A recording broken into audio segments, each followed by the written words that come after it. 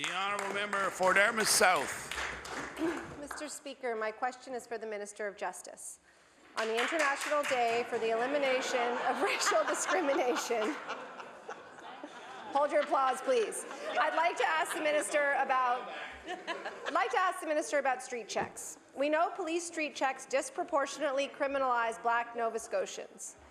As Sergeant Robin Atwell recently said, echoing many others, this practice is wrong, it's not effective, we should end it. And I'll table that. Given the known harm associated with street checks, there is no reason the practice should continue while we wait for the conclusion of the Human Rights Commission. We know harm is being done, and the government is letting it continue. And I'll table that. It's a troubling message. Will the minister explain why he won't put a moratorium on street checks now, pending the outcome of the Human Rights Commission?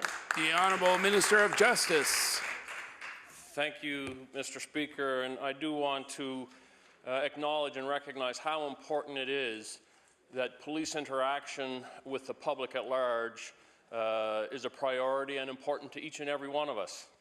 The work that Dr. Wortley is doing will help inform our decisions, Mr. Speaker. I've spoken in this legislature before about evidence-based decisions. I will continue with that practice. This particular issue has been brought front and center. It has to be addressed, and we value the work and look forward to the outcomes that Dr. Wortley will provide us. Thank you, Mr. Speaker. The honourable member for Dartmouth South. Mr. Speaker, this isn't about interactions, it's about data collection. And with respect, whose evidence are we listening to? Because we have an abundance of evidence from our most vulnerable communities that this practice is wrong. And it's frustrating, Mr. Speaker, to hear data collection as justification for systemic racism.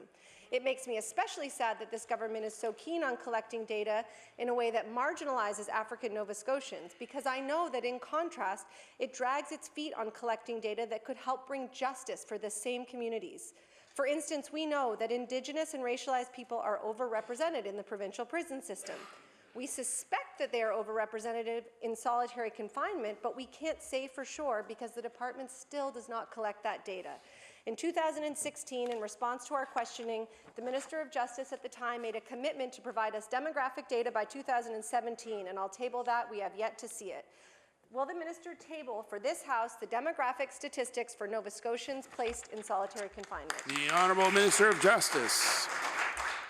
Thank you, Mr. Speaker. And my colleague, the Minister responsible for African Nova Scotia Affairs, spoke earlier today eloquently, Mr. Speaker, about the priority in addressing systemic racism.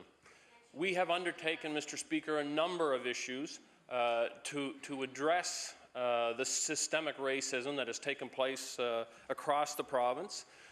We have implemented strategies, Mr. Speaker, within our public service, within corrections facilities, across multiple government departments, Mr. Speaker, about a journey that we all have to take, using his words, together, Mr. Speaker.